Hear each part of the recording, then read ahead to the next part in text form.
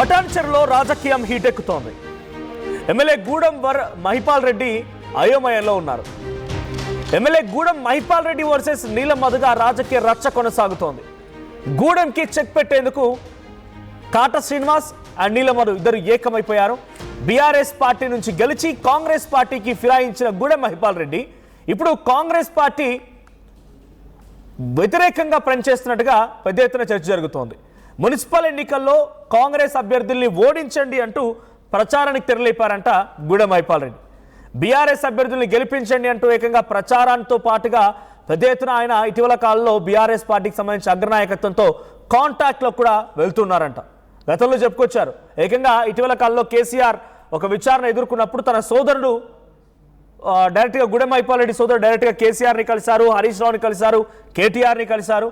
So something is fish అన్నట్టుగా Kata Srinivas and నీలం ఇద్దరు కూడా కాంగ్రెస్ పార్టీని ఎలాగైనా గెలిపించుకోవాలని గూడెం మహిపాల్ రెడ్డికి పక్కన పెట్టేశారట. ఇక గూడెం వ్యాఖ్యల్ని అటు అధిష్టానం కూడా చాలా సీరియస్గా తీసుకుంది. కాంగ్రెస్ దరిదాపుల్లో కూడా గూడెం మహిపాల్ రెడ్డిని రానివ్వకుండా కాట శ్రీనివాస్ అండ్ నీలం మధు ఇద్దరు అడ్డుకుంటున్నారు.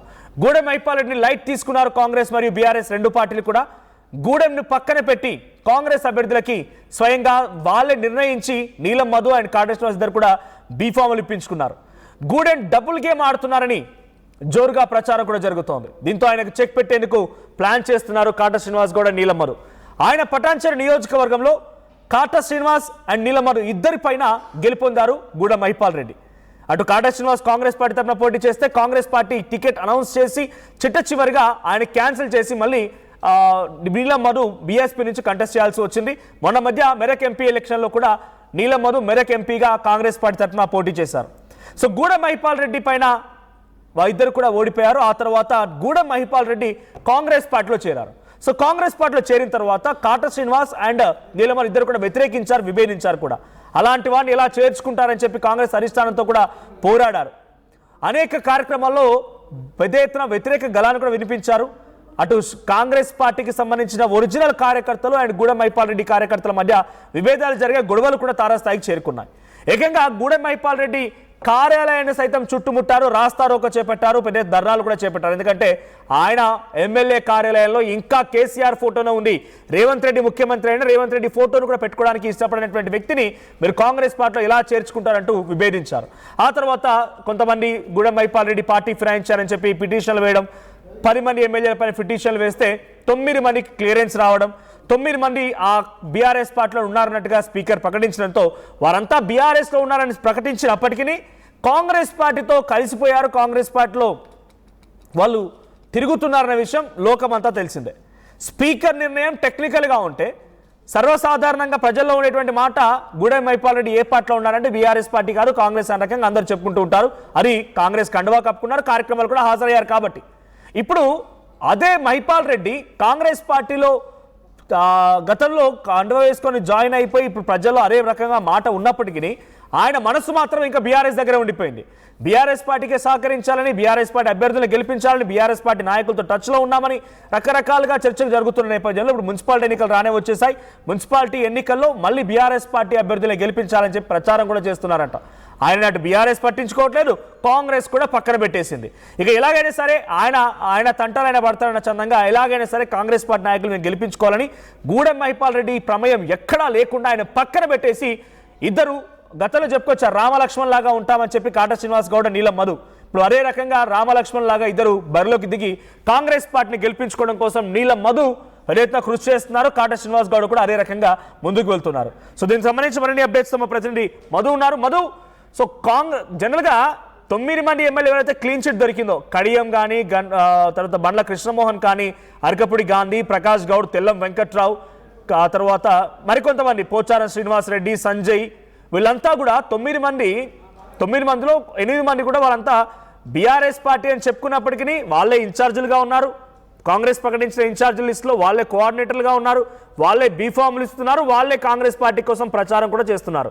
కానీ గూడెం మహిపాల్ రెడ్డి మాత్రం బీఆర్ఎస్ పార్టీ అభ్యర్థిని గెలిపించమని కోరుతున్నట్టుగా తెలుస్తోంది. ఇక ఆయన పక్కన పెట్టేసి నీలం మధు అండ్ కాట శ్రీనివాస్ గౌడ్ ఇద్దరు కూడా వాళ్ళ ప్రయత్నం వాళ్ళు చేస్తున్నారు, కాంగ్రెస్ పార్టీని గెలిపించుకోవడం కోసం ప్రయత్నాలు జరుగుతూ ఉన్నాయి. సో డైరెక్ట్గా ఆయన తిరిగి గర్వాపస్ లాగా జాయిన్ అయినా అయిపోతుండే, కానీ ఇక్కడ ఏ పార్టీ అంటే బీఆర్ఎస్ అంటున్నారు, కానీ ఆయన కాంగ్రెస్లో జాయిన్ అందరికి తెలిసిందే. సో గూడెం మైపాల్ రెడ్డి డబుల్ గేమ్లో ఆయన పావుగా మారారా? బీఆర్ఎస్ పార్టీ పట్టించుకోక, కాంగ్రెస్ పార్టీ పట్టించుకోక ఆయన పక్కకు నెట్టేశారు అనుకోవాలి ఇక రెండు పార్టీలు. ఎగ్జాక్ట్లీ, అత్యంత డిఫరెంట్ నియోజకవర్గం రాష్ట్రంలో ఏదైనా ఉందంటే 119 నియోజకవర్గాల్లో అది పటాన్ చెరువు ఒకటి. ఎందుకంటే ముగ్గురు పోటీ చేసిన వ్యక్తులు ఒకే పార్టీలో ఉన్నటువంటి సిచ్యువేషన్. కాస్త ఈ మధ్యన డిఫర్ అవుతా ఉన్నారు గూడెం మైపాల్ రెడ్డి. సో కాంగ్రెస్ పార్టీ అభ్యర్థుల్ని మున్సిపల్ ఎన్నికల్లో గెలిపించొద్దు, మీరు బీఆర్ఎస్ అభ్యర్థులకు సపోర్ట్ చేయండి, వాళ్ళని గెలిపించినటువంటి స్టేట్మెంట్ చేసిన తర్వాత కాంగ్రెస్ పార్టీ అధిష్టానం కానీ ముఖ్యమంత్రి కానీ సీరియస్ అయినట్టుగా తెలుస్తూ ఉంది. మన పార్టీలో ఉంటూ మన దగ్గర ఉంటూ బీఆర్ఎస్ పార్టీని ఎట్లా గెలిపించమని చెప్తాడనేటువంటిది సీరియస్ అయ్యి మొత్తం అక్కడున్న నాయకులకు సమాయత్తం చేయడంతో అక్కడ కీలకంగా బలమైన సామాజిక వర్గం నాయకులుగా ఉన్నటువంటి వాళ్ళలో నీలం, మధు, ముదిరాజ్, తర్వాత కాటా శ్రీనివాస్ గౌడ్ పటాన్ చెరువు నియోజకవర్గ ఇన్ఛార్జ్ ఉంటే మెదక్ నియోజకవర్గ కాంగ్రెస్ పార్టీ ఇన్ఛార్జ్గా నీలం, మధు కొనసాగుతున్నారు. మొత్తం ఉన్నటువంటి పరిస్థితిని సమీక్షించి ఇద్దరు ఒకటయ్యారు. ఇద్దరు కలిసి ముందుకు వెళ్తే గూడెంని రాజకీయంగా దెబ్బ కొట్టొచ్చు అనేటువంటిది పార్టీ నిర్ణయం తీసుకోవడంతో ఇద్దరు ఒకటైనటువంటి పరిస్థితి. మొత్తం 5 మున్సిపాలిటీలు ఉన్నాయి పటాన్ చెరువులో. ఒకటి ఇస్నాపూర్, ఇంద్రేశం, జిన్నారం, గుమ్మడిదల, గడ్డిపోతారం. ఈ వీటికి సంబంధించిన విషయంలో ఇద్దరు కలిసి బీఫామ్లు వాళ్ళు కాంగ్రెస్ పార్టీ నాయకులకు, కార్యకర్తలకు ఇచ్చారు. ఎందుకంటే మిగతా 9 నియోజకవర్గాల్లో ఎగ్జాంపుల్ జగిత్యాల తీసుకుంటే అక్కడ సంజయ్ ఇస్తున్నటువంటి పరిస్థితి, తర్వాత చేవెళ్ళే తీసుకుంటే అక్కడ కాళ యాదయ్య బీఫామ్లు ఇస్తూ ఉన్నటువంటి సిచ్యువేషన్. ఇట్లా మిగతా నియోజకవర్గాల్లో పార్టీ మారి వచ్చినప్పటికి కూడా బీఫామ్లు, వాళ్ళు చెప్పినటువంటి వారికే టికెట్లు, వారు చెప్పినటువంటి వారికే మద్దతు ఉంది పార్టీలో. కానీ పటాన్ చెరువు నియోజకవర్గానికి వచ్చేసరికి ఎంటైర్ డిఫరెంట్, మొత్తం పక్కన పెట్టేశారు. అటు నా ఘర్కా నా ఘాట్కా అనేటువంటి సిచ్యువేషన్ ప్రస్తుతం గూడెం మైపాల్ రెడ్డి ఎదుర్కొంటున్నారు. అటు కాంగ్రెస్ పట్టించుకోవట్లేదు, కాంగ్రెస్లో కాక పెరిగింది, కాటా శ్రీనివాస్ గౌడ్ కాక పెంచే ప్రయత్నం చేశారు. మొత్తం కాంగ్రెస్ శ్రేణులు, కాంగ్రెస్ వర్గం అంతా కాటా శ్రీనివాస్ గౌడ్, నీలం, మధు, ముదిరాజ్ వెంట ఉన్నటువంటి సిచ్యువేషన్ ఈరోజు. సో గూడెంను కాంగ్రెస్ పూర్తిగా సైడ్ చేసింది.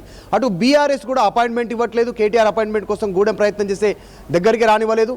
ఈ మధ్యకాలంలో గూడెం మైపాల్ రెడ్డి తమ్ముడు రీసెంట్గా కేసీఆర్ని కలిశారు, గతంలో హరీష్ రావుని కలిశారు. అయినప్పటికీ కూడా బీఆర్ఎస్ యాక్సెప్టెన్సీ త్వరగా దక్కట్లేదు గూడెం మైపాల్ రెడ్డికి. ఏం చేయలేని పాలుపోని పరిస్థితిలో ఒక అయోమయమైనటువంటి సిచ్యువేషన్లో ఈరోజు పటాన్ చెరువు నియోజకవర్గంలో ఆయన పొలిటికల్గా దిక్కుచోచినటువంటి దిక్కులు చూస్తూ ఉన్నటువంటి సిచ్యువేషన్ ఉంది. సో ప్రస్తుతం ఇద్దరు కలిసి ప్రచారం చేస్తూ ఉన్నారు. ఇటు కాటా శ్రీనివాస్ గౌడ్, నీలం, మధు, ముదిరాజ్ పెద్ద ఎత్తున అక్కడ అభ్యర్థులను గెలిపించుకోవాలి, అభివృద్ధి జరుగుతుంది. నెక్స్ట్ మున్సిపల్ చైర్మన్లుగా ఎవరు ఎన్నికైనా నిధులు ఇస్తారు, ప్రభుత్వమే ఉంది ఇంకా 3 సంవత్సరాలు కాబట్టి స్థానికంగా ఉన్నటువంటి కాంగ్రెస్ పార్టీ నాయకులనే గెలిపించాలనేటువంటి ప్రచారం చేస్తూ ఉన్నారు. ఇద్దరు ఒక్కటి కావడంతో గూడెం వర్గీయులు సంశయంలో పడిపోయినట్టుగా ప్రస్తుతం పటాన్ చెరువు నియోజకవర్గంలో చర్చ కొనసాగుతుంది. దానికి రీజన్ ఇద్దరు బలమైన సామాజిక వర్గం, ఒకరు ముదిరాజ్, ఒకరు గౌడ్ సామాజిక వర్గానికి సంబంధించినటువంటి నాయకులు, ఒకరు ఇన్ఛార్జ్ కాక ఒకరు మెదక్ పార్లమెంట్ ఇన్ఛార్జ్ సంబంధించి ఇద్దరు. గతంలో వీళ్ళిద్దరు కూడా ఒకరిపైన ఒకరు పోటీ చేసినప్పటికీ కూడా ప్రస్తుతం ఇద్దరు ఒక్కటి కావడంతో గూడెంకి ఈజీగా చెక్కు పెట్టొచ్చు అనేటువంటిది కాంగ్రెస్ పార్టీ సూచన మేరకు వీళ్ళు ముందుకు పోతా ఉన్నారు. సో త్వరలో గూడెం నిర్ణయం తీసుకొనున్నారు, పార్టీని వీడి వెళ్ళిపోతారు. పార్టీలో ఉంటూ పార్టీ ద్వారా సొంతంగా లబ్ధి పొంది, కేసుల నుంచి ఉపశమనం పొంది, దానికోసమే కాంగ్రెస్ పార్టీలోకి వచ్చి లాభం పొంది ఈరోజు మళ్ళీ అదే కాంగ్రెస్ పార్టీ పైన విమర్శలు చేస్తూ ఉంటే ఎందుకు కూరుకోవాలని కాంగ్రెస్ పార్టీ నాయకులు వీళ్ళంతా ఒకటవుతే. సో బీఆర్ఎస్కి సంబంధించినటువంటి శ్రేణులు ఆ కష్టకాలంలో గెలిపించిన మమ్మల్ని వదిలి కాంగ్రెస్ పార్టీకి వెళ్ళారు, మనం ఎందుకు ఆయనకు తోడుగా ఉండాలనేటువంటి బీఆర్ఎస్ పార్టీ శ్రేణులు కూడా గూడెం మైపాల్ రెడ్డికి దూరంగా ఉంటున్నట్టుగా తెలుస్తూ ఉంది. సో మొత్తానికి గూడెం ఒక అయోమయమైనటువంటి సిచ్యువేషన్లో ఉన్నారు, ఏం జరుగుతుందో తెలియనటువంటి పరిస్థితి. ఒకవేళ రేపు మొత్తం కాంగ్రెస్ పార్టీకి గనక ఫేవరబుల్గా అక్కడ విన్నింగ్, ఈ 5 మున్సిపాలిటీలో విన్నింగ్ వస్తే కనుక గూడెం భవిష్యత్తే అయోమయంగా మారే సిచ్యువేషన్ ఉంది. సో బీఆర్ఎస్ కూడా ఇప్పటివరకు ఇంకా ఎంట్రీ ఇవ్వలేదు, ఆయనకు ఓపెన్ చేయనటువంటి పరిస్థితి. తమ్ముని కలిసారు, రాయబారాన్ని నడుపుతా ఉన్నారు, అపాయింట్మెంట్ అడుగుతూ ఉన్నారు, కానీ గూడెంకి మాత్రం అపాయింట్మెంట్ దొరకట్లేదు బీఆర్ఎస్లో. సో ఏం జరుగుతుందో అనేటువంటి చర్చ ఉంది. మొత్తానికైతే పటాన్ చెరువు కాంగ్రెస్లో ఇటు కాటా శ్రీనివాస్ గౌడ్, నీలం, మధు, ముదిరాజ్ ఒక్కటి కావడంతో ప్రస్తుతం మరొకసారి చర్చకు తావిస్తా ఉంది. రైట్ మధు, అంటే గూడెం మైపాల్ రెడ్డి విషయంలో ఆయన డైరెక్ట్గా హరీష్ రావు మనిషి, హరీష్ రావుకి చెప్పకుండా ఏమీ చేయరు ఆయన. సో గతంలో కూడా స్వయంగా ఆయనే దగ్గరుండి మరి గూడెం మైపాల్ రెడ్డికి అన్ని రకాలుగా చేదోడు వాదుడుగా ఉండి గెలిపించుకున్నారు.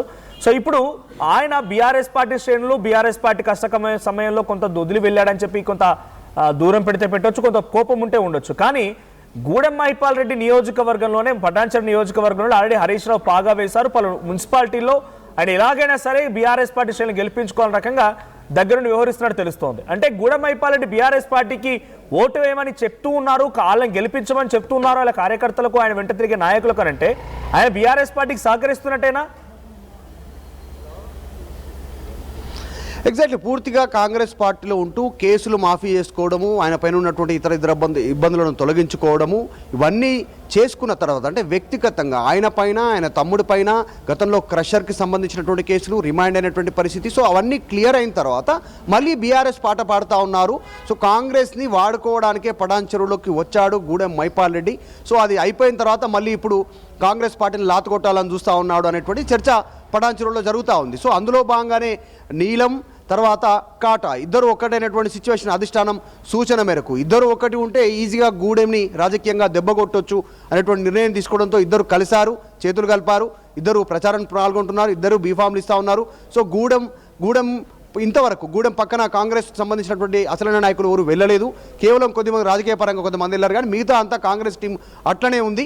సో వచ్చేటువంటి ఎన్నికల్లో ఫ్యూచర్లో కూడా జనరల్ ఎలక్షన్లో కూడా గూడెంని కట్ చేయాలి రాజకీయంగా అంటే వీళ్ళిద్దరూ కలిసి ఉండాలనేటువంటి చర్చ కొనసాగుతూ ఉంది. సో ప్రస్తుతం గూడెం బీఆర్ఎస్తో రీటచ్లోకి వెళ్ళిపోవడంతో ఆయన తమ్ముడు వెళ్ళాడు, హరీష్ రావుని కలిశాడు, తర్వాత కేసీఆర్ని రీసెంట్గా కలిశారు. జరుగుతున్నటువంటి పరిణామాలు లేకపోతే అఫ్కోర్స్ ఖచ్చితంగా హరీష్ రావు దానిపైన ఎక్కువ ఫోకస్ చేస్తూ ఉన్నారు. పటాన్చెరు నియోజకవర్గం ఈరోజు ప్రచారం కూడా అక్కడే ఉంది హరీష్ రావుకి సంబంధించి. కాబట్టి దీనిపైన కాంగ్రెస్ సీరియస్ ఫోకస్ చేసినట్టుగా తెలుస్తూ ఉంది. సిటీ శివారు ప్రాంతం కావడం, నగరంలో కలిసిపోయి ఉండడంతో దానిపైన ప్రత్యేకంగా కాంగ్రెస్ ఫోకస్ చేసింది. సో బీఆర్ఎస్ కూడా అంతే ఎత్తున ఫోకస్ చేస్తున్నప్పటికీ కూడా గూడెం ఎఫెక్ట్ ప్లస్ అవుతుందా బీఆర్ఎస్కి మైనస్ అవుతుందా అనేటువంటి చర్చ అయితే కొనసాగుతుంది. ప్రస్తుతం వీళ్ళిద్దరూ ఒక్కటి కావడంతో పటాన్చెరు కాంగ్రెస్లో చర్చ జరుగుతుంది. Right, thank you Madhu. So మొత్తంగా గూడెం మహిపాల్ రెడ్డి వర్సెస్ నీలం మధు అండ్ కాటా శ్రీనివాస్ గౌడ్. కాంగ్రెస్ పార్టీలో ఆయన చేరి కాంగ్రెస్ పార్టీ కోసం ఆయన పనిచేస్తానని చెప్పి గతంలో చెప్పి అనేక కార్యక్రమాల్లో పాల్గొన్నప్పటికీ మళ్ళీ మన స్పీకర్ నిర్ణయంతో ఆయన ఇంకా బీఆర్ఎస్ పార్టీలో కొనసాగుతున్నారని చెప్పడంతో ఆయన మళ్ళీ బీఆర్ఎస్ పార్టీ రాగం ఎత్తుకున్నారు. మొదటి నుంచి ఆయన కాంగ్రెస్ పార్టీలో జాయిన్ అయినప్పటికీ కొన్ని విభేదాలు ఉన్నాయి. ఆయన కార్యాలయంలో కేసీఆర్ ఫోటో ఇంకా కొనసాగుతుందని కాటా శ్రీనివాస్ గౌడ్ ధర్నా చేపట్టడం, ఆందోళన చేపట్టడం, కార్యకర్తల మధ్య గొడవ జరగడం, రసాభాసకు దారితీయడం ఇవన్నీ జరుగుతూ వచ్చాయి. సో ఇప్పుడు ఏకంగా గూడెం మహిపాల్ రెడ్డి బీఆర్ఎస్ పార్టీకి సంబంధించినటువంటి ఈ అభ్యర్థులు గెలిపించండి అని చెప్పి కోరుతున్నారంట. డైరెక్ట్గా ఆయన రకంగా కోరుతున్నారంట, ప్రజలు అడుగుతూ ఉన్నారు. సో కాంగ్రెస్ పార్టీలో ఉన్నారని చెప్పి కాంగ్రెస్ పార్టీతో జాయిన్ అయిపోయి కండువా కప్పుకొని ఏదో టెక్నికల్గా స్పీకర్ చెప్పినంత మాత్రాన ఆయన కాంగ్రెస్ పార్టీలో జాయిన్ అయ్యి కాలేరు అనడానికి ఎవరు ఒప్పుకోరు, సామాన్య జనాలు కూడా ఒప్పుకోరు, బీఆర్ఎస్ పార్టీ శ్రేణులు కూడా ఒప్పుకోరు ఆయన్ని. సో కాబట్టి ఇప్పుడు ఆయన బీఆర్ఎస్ పార్టీ అభ్యర్థిని గెలిపించమని కోరుతున్నారు అని అంటే కొంత నీలం మధు అండ్ కాటా శ్రీనివాస్ గారు ఇద్దరు కూడా గూడెం మహిపాల్ రెడ్డి పక్కన పెట్టి అన్ని తమ భుజాలపై వేసుకొని అక్కడ నియోజకవర్గంలో ఉన్నటువంటి మున్సిపాలిటీలో కాంగ్రెస్ పార్టీ జెండా ఎగిరవేయడం కోసం చాలా తీవ్రంగా కృషి చేస్తున్నట్టు కనబడుతోంది. బీఫామ్లు కూడా వాళ్ళే దగ్గరుండి ఇప్పించుకున్నారు. సో గూడెం మహిపాల్ రెడ్డి పరిస్థితి ఎలా అయిపోయిందని అంటే రెంటికి చెడ్డ రేవడ్ లాగా అయిపోయింది. అంటే అటు బీఆర్ఎస్ దగ్గరికి వెళ్దామంటే కష్ట సమయంలో మళ్ళీ కాదని చెప్పి కాంగ్రెస్లోకి వెళ్ళావు, నీ కేసుల మాఫీ కోసం నీపై వచ్చిన ఆరోపణలు కంట్రోల్ చేసుకోవడం కోసం వెళ్ళావు, కానీ బీఆర్ఎస్ పార్టీని పట్టించుకోలేదన్న రకంగా బీఆర్ఎస్ పార్టీ కార్యకర్తలు నాయకులు ఆయనపై ఆగ్రహంతో ఉన్నారు. కాంగ్రెస్ పార్టీ విషయానికి వద్దామంటే కాంగ్రెస్ పార్టీకి సంబంధించి ఆయన బీఆర్ఎస్ పార్టీ డైరెక్ట్గా ప్రచారం చేస్తుంటే కాంగ్రెస్ పార్టీ ఇంకెలా యాక్సెప్ట్ చేస్తుంది. సో కాంగ్రెస్ అధిష్టానం కూడా పెద్దగా ఆయన పట్టించుకోవడం లేదు. సో రెంటికి చెడ్డ రేవడ్ లాగా అటు బీఆర్ఎస్ కాంగ్రెస్ రెండు కూడా ఆయన పక్కన పెట్టేశాయి. ఆయన సెల్ఫ్ సాటిస్ఫాక్షన్ కోసం ఏదో బీఆర్ఎస్ పార్టీకి సంబంధించి గెలిపించాలన్నట్టుగా ఆయన మాట్లాడుతున్నట్టుగా అర్థమవుతోంది. ఇక అదే నియోజకవర్గం ఉన్నటువంటి బీఆర్ఎస్ పార్టీ శ్రేణులకు ధైర్యంగా హరీష్ రావు వెళ్తూ ఉన్నారు. ఆ నియోజకవర్గం మున్సిపాలిటీపై ఎలాగైనా పాగా వేయాలని చెప్పి చాలా పెద్ద ఎత్తున ప్రయత్నం చేస్తున్నారు, ఆయన వ్యూహాన్ని రచిస్తూ ఉన్నారు. సో చూద్దాం మరి ఏం జరుగుతుంది, రిజల్ట్ ఎలా ఉంటుందని పక్కన పెడితే గూడెం మహిపాల్ రెడ్డి మాత్రం ఆటలో అట్టిపండు అయిపోయినట్టుగా చాలా క్లియర్గా అర్థమవుతోంది ఇవన్నీ విషయాలు చూస్తూ ఉంటే. సో మరి కాటా శ్రీనివాస్ గౌడ్ నీలం మధు గెలుస్తారా, లేదు గూడెం మహిపాల్ రెడ్డి తన వాదనని గట్టిగా వినిపించి ఆయన వాదనతో గెలుస్తారా? చూద్దాం ఏం జరుగుతుందో. మీ అభిప్రాయం ఏంటి? ఇప్పుడు జరిగేటువంటి మున్సిపాలిటీ ఎన్నికల్లో కాంగ్రెస్, బీఆర్ఎస్, బీజేపీ ఈ మూడింట్లో ఎవరికి ఓటేయాలనుకుంటున్నారు, ఎవరు గెలిస్తే బాగుంటుంది అనుకుంటున్నారు? కామెంట్ చేయండి. Local to global news at your fingertips. మీ చేతిలో ఒక ఆయుధం. డౌన్లోడ్ రా TV app. Media legend Ravi Prakash is back.